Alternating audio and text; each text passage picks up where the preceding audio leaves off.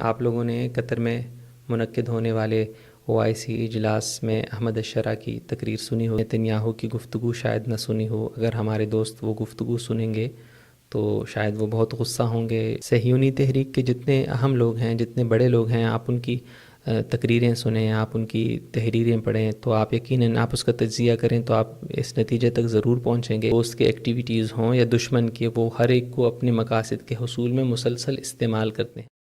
الرحمن الرحیم، میں احمد حامدی ہوں، امید ہے آپ سب خیریت سے ہوں گے۔ یقیناً آپ لوگوں نے قطر میں منعقد ہونے والے OIC اجلاس میں احمد الشرع کی تقریر سنی ہوگی۔ ہمارے بہت سارے دوست بہت خوش تھے کہ انہوں نے مختصر ترین وقت میں، غالباً 50 سیکنڈ میں، انہوں نے مختصر ترین وقت میں بہت جامع بات کی ہے، بہت جامع بات امت کے سامنے رکھی ہے۔ سارے دوست بہت خوش تھے، کلپس شیئر کر رہے تھے اور داد دے رہے تھے۔ آپ نے 16 ستمبر کو یروشلم میں منعقد ہونے والی ایک تقریب میں نتنیاہو کی گفتگو شاید نہ سنی ہو۔ اگر ہمارے دوست وہ گفتگو سنیں گے تو شاید وہ بہت غصہ ہوں گے۔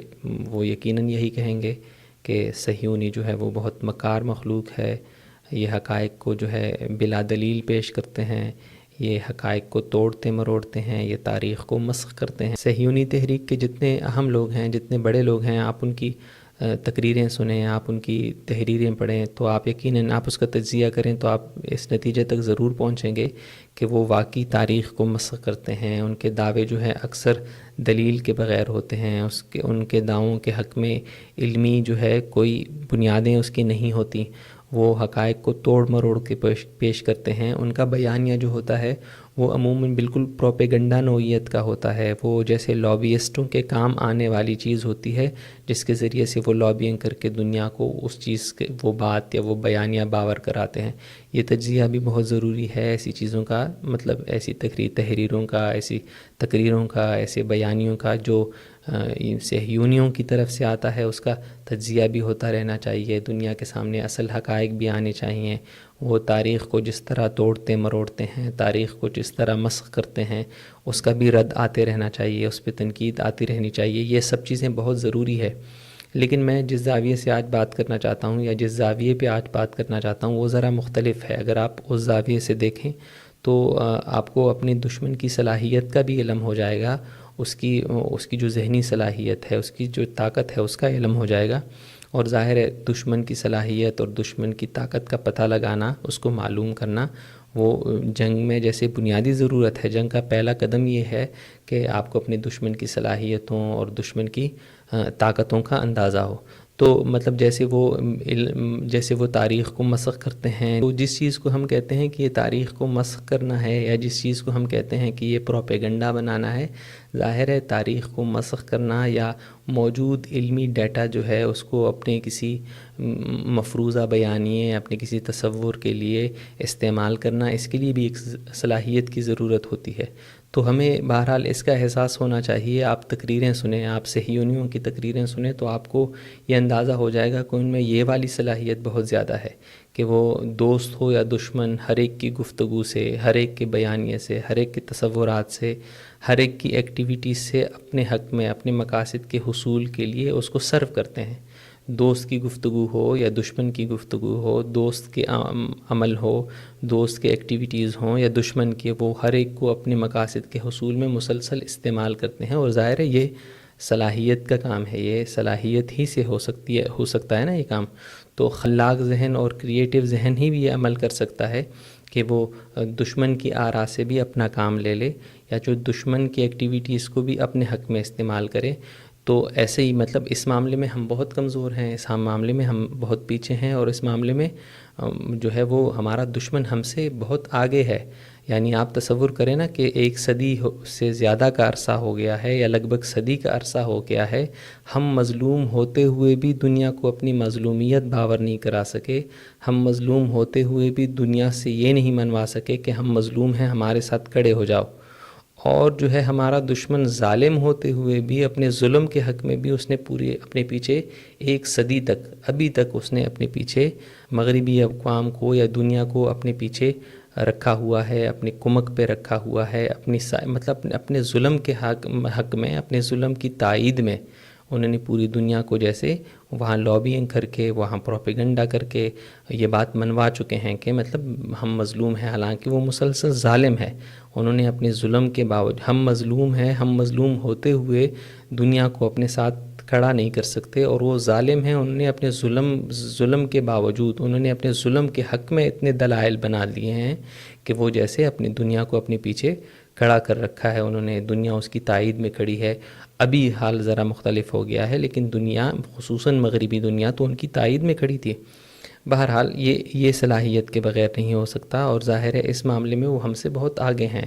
مطلب اپنے ذہن کو یا موجود تاریخ کو یا موجود علمی حقائق کو، موجود دنیا کو اس طرح سے پیش کرنا، اس طرح سے اس کو بنانا، اس طرح اس کی تشکیل کرنا کہ وہ آپ کے حق میں بنے، یہ بہرحال ذہنی صلاحیت ہے جو ان میں موجود ہے۔ یہ بہرحال ذرا تلخ سی بات ہے، لیکن ہم بحیثیت امت ہم کریٹیو نہیں ہیں۔ ہم ان کی طرح، ہمارے ہاں ایسی جماعتیں بھی موجود نہیں ہیں جو ان کی طرح کریٹیو ہوں۔ آپ زائنسٹ تحریک کے مطلب بڑے لوگوں کو پڑھیں، ابھی اسی پہ بات ہوئی ہے پہلے، کہ آپ ان کو پڑھیں تو آپ کو لگے گا کہ ان کی ذہنی صلاحیتیں ہم سے بہت آگے ہیں۔ جس طرح مطلب ٹھیک ہے وہ مسخ کر رہے ہیں تاریخ کو، یا وہ جو ڈیٹا ہے وہ اپنے حق میں اس کو موڑتے ہیں، لیکن بہرحال یہ ذہنی صلاحیت ہی ہوتی ہے کہ آپ موجودہ ڈیٹا، موجودہ ہمارے سامنے جو موجود تاریخ ہے اس کو اپنے حق میں اتنا اس کا پروپیگنڈا کریں، یا اتنا اس کو پھیلائیں، اتنا لوگوں کو وہ باور کرائیں کہ لوگ آپ کی طرف دار ہو جائیں۔ ہم بہرحال ایسے نہیں کر سکے۔ تو ذہنی سطح پہ یا کریٹیو یا خلاق ذہن کے معاملے میں وہ ہم سے بہت آگے ہیں۔ تو ہمیں بہرحال اپنے دشمن کی اس صلاحیت پر نظر رکھنی چاہیے کہ ان میں وہ یہ صلاحیت موجود ہے، اور ہم اس معاملے میں ذرا کمزور ہیں۔ کریٹیو ذہن وہ ہوتا ہے جو مخالف آراء کو بھی، دشمن کے بیانیے کو بھی، جو دشمن کے گفتگوؤں کو بھی، جو دشمن کے تصورات اور جو دشمن کے علمی نتائج کو بھی اپنے حق میں استعمال کر سکتا ہے، اپنے بیانیہ اس سے تشکیل دے سکتا ہے، اپنے بیانیے میں اسے کھپا سکتا ہے، اپنے تصورات میں اسے کھپا سکتا ہے، منفی طور پر یا مثبت طور پر، لیکن اس کو کھپا سکتا ہے۔ کریٹیو ذہن وہ ہوتا ہے جو بڑے بڑے ذہنوں کو بالکل حیران کر دیتا ہے، پریشان کر دیتا ہے، جو حسب ضرورت چیزوں میں بڑی پیچیدگی پیدا کر سکتا ہے، اور جب ضرورت پڑے تو چیزوں معاملات کو اور مسائل کو بہت سہل، بہت آسان اور بہت سیدھا سادہ بھی بنا سکتا ہے۔ تو آپ اس سلسلے میں ان کو ذرا تجزیہ کر لیں تو آپ کو احساس ہو جائے گا کہ ہم واقعی اس معاملے میں ذرا پیچھے ہیں۔ اس سلسلے میں ایک آخری بات یہ ہے کہ جیسے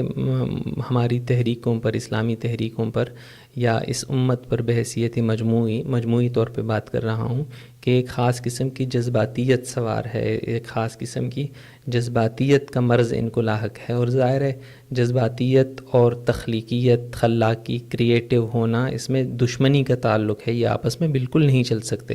کریٹیو ذہن جو ہے وہ شانت ذہن ہوتا ہے، شانت ذہن ہی خلاق ذہن ہوتا ہے۔ جذباتیت کی حالت میں ذہن کا اوپری حصہ، سطحی حصہ ہی مطلب ایکٹیو رہتا ہے۔ جذباتیت میں اگر کوئی ذہن کام کرتا بھی ہے تو اس کا بالکل سطحی، فوری، جذباتی اور مطلب صبر سے خالی، شاید حکمت سے بھی خالی وہ والا حصہ ایکٹیو ہوتا ہے، بس اسی میں وہ جتنا سوچ سکتا ہے اسی پر وہ رد عمل دیتا ہے، اسی کا جواب۔ پیچھے لمبی بات ہو گئی، اس کے مقابلے میں آپ جو زائنسٹ ہیں، جو صہیونی ہیں، ان کی تقریریں آپ UN میں سنیں اور فلاں جگہ سنیں، ان کی تقریریں سنیں، تو حال ہمیں اس پہ ضرور غور کرنا چاہیے کہ ہمارے ذہن ایسے کیوں ہیں، ہمارے ذہن کریٹیو کیوں نہیں ہیں۔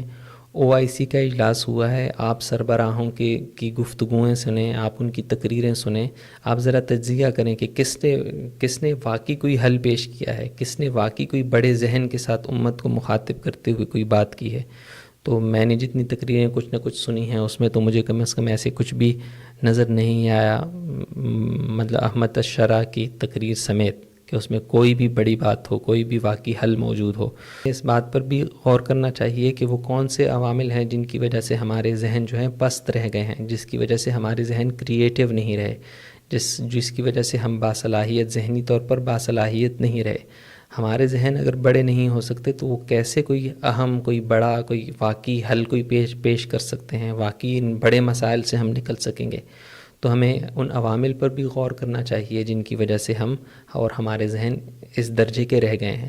اس میں ہو سکتا ہے ہماری مذہبیت بھی قصوروار ہو، اس میں ہو سکتا ہے ہماری ہم ایکٹیویزم اور تحریکیت بھی اس میں قصوروار ہو، اس میں ہو سکتا ہے کہ ہم استعمار کے تحت جو رہے ہیں، ہم جو کولونیلائزڈ رہ چکے ہیں، اس کا بھی قصور ہو۔ اس کا بہرحال ان ساری چیزوں کا تجزیہ ہوتے رہنا چاہیے، اس پہ غور کرتے رہنا چاہیے۔